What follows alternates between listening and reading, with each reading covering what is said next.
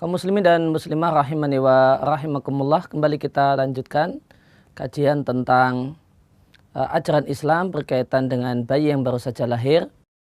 Maka poin yang akan kita bahas dalam kesempatan kali ini, kita akan bahas tentang masalah tahnik. Tahnik adalah kurma dimamah sampai lembut. Kemudian setelah mamahan kurma yang lembut tadi, kita ambil sedikit, mungkin boleh jadi seujung jari, kemudian dimasukkan ke mulut bayi. Setelah itu digosokkan dengan lembut di langit-langit mulut si bayi. Itu yang disebut dengan tahnik. Maka di antara hal yang dituntunkan setelah bayi lahir adalah tahnik. Maka poin pertama, tahnik dianjurkan saat bayi dilahirkan. Maka begitu dia lahir, maka dianjurkan untuk mentahnik. Sehingga yang pertama kali masuk ke dalam mulut bayi ini bukan air susu ibunya, akan tetapi kurma yang telah ditahnik boleh jadi oleh ibunya atau oleh bapaknya. Dalil tentang dianjurkannya tahnik adalah dari Ummul Mukminin, dari ibunda kita Aisyah radhiallahu anha. Beliau menyampaikan anna Rasulullah sallallahu alaihi wasallam kana yu'ta bisbyan fayubariku alaihim wa yuhannikuhum, rawahu Muslim. Kata ibunda Aisyah radhiallahu anha, kebiasaan Rasulullah sallallahu alaihi wasallam, satu hal yang sering dialami oleh Rasul adalah banyak orang datang ke tempat Nabi membawa anaknya yang baru saja lahir. Maka setelah sampai di hadapan Nabi SAW, yang Nabi lakukan adalah fayubariku alaihim. Nabi doakan keberkahan untuk bayi ini. Dengan Nabi katakan misalnya dengan ucapan misalnya barakallahu alaik. Semoga Allah memberkaimu wahai bayi. Wa yuhannikuhum, kemudian Nabi mentahniknya. Maka menjadi kebiasaan para sahabat, sebagaimana penuturan ibunda Aisyah yang diriwayatkan oleh Muslim, para sahabat kalau baru saja dapat momongan, maka begitu lahir langsung dibawa ke tempat Nabi. Kemudian Nabi mendoakan keberkahan dan mentahniknya. Maka hal ini menunjukkan dianjurkannya tahnik. Kemudian poin yang kedua, Nabi Shallallahu Alaihi Wasallam mentahnik dengan menggunakan kurma. Dalil tentang masalah ini, hadis yang diriwayatkan oleh Al-Bukhari dan Muslim dari sahabat Abu Musa Al-Asy'ari yang nama aslinya adalah Abdullah bin Qais radhiallahu anhu. Beliau mengatakan, wulidali ghulamun. Ketika itu baru saja aku mendapatkan anak laki-laki.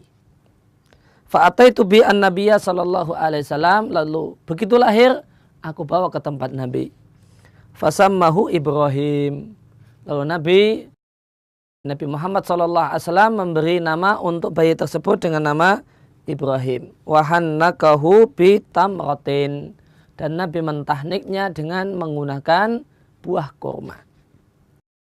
Maka di sini menunjukkan tahnik yang dianjurkan tahnik dengan menggunakan kurma. Kemudian dalil yang lainnya adalah dari sahabat Anas bin Malik radhiallahu anhu. Anas bercerita bahasanya aku pergi menghadap Nabi dengan membawa Abdullah ibn Abi Tolhah, anaknya Abu Tolhah. Yang ini sama dengan adik tirinya Anas. Maka adik tirinya Anas yang baru saja lahir dibawa oleh Anas ila Rasulillah sallallahu alaihi wasallam, ke tempat Rasulullah sallallahu alaihi wasallam. Kapan dilahirkan? Kapan dibawa ke hadapan Nabi? Hina wulida, ketika baru saja lahir. Baru saja keluar dari perut ibunya, yaitu ibunya Anas bin Malik, yaitu Ummu Sulaim. Maka bayi ini dibawa ke hadapan Nabi sallallahu alaihi wasallam. Dan bayi ini dalam keadaan dibungkus dengan kain. Maka setelah di hadapan Nabi, Nabi bertanya kepada Anas bin Malik, hal ma'aka tamarun, apakah engkau punya kurma? Fakultu, maka Anas mengatakan, na'am fanawaltuhu tamarot. Ya, saya punya kurma wahai Nabi. Kemudian Anas menyerahkan sejumlah kurma kepada Nabi SAW. Kemudian Nabi pun mengunyah, dia ambil beberapa butir kurma, kemudian beliau kunyah. Setelah itu beliau buka mulut anak kecil atau adik tirinya Anas ini. Nabi buka mulutnya, famajjahu fihi. Kemudian kurma yang sudah lembut itu Nabi masukkan ke mulut bayi tadi. Faja'ala as-sabiyyu yatalam madhuhu. Maka bayi tadi pun kemudian nampak menikmati buah kurma yang sudah lembut yang Nabi masukkan ke dalam mulutnya. Maka Nabi SAW kemudian berkomentar, hubbul ansari at-tamra. Orang-orang Ansar memang sangat suka, sangat gemar memakan kurma. Wasammahu Abdullah. Lalu Nabi namai adik tiri Anas bin Malik ini, Nabi namai dengan nama Abdullah. Hadis ini diriwayatkan oleh Muslim. Maka di sini menunjukkan Nabi menuntunkan tahnik. Demikian juga menunjukkan bahasanya tahnik yang Nabi pilih dengan menggunakan kurma.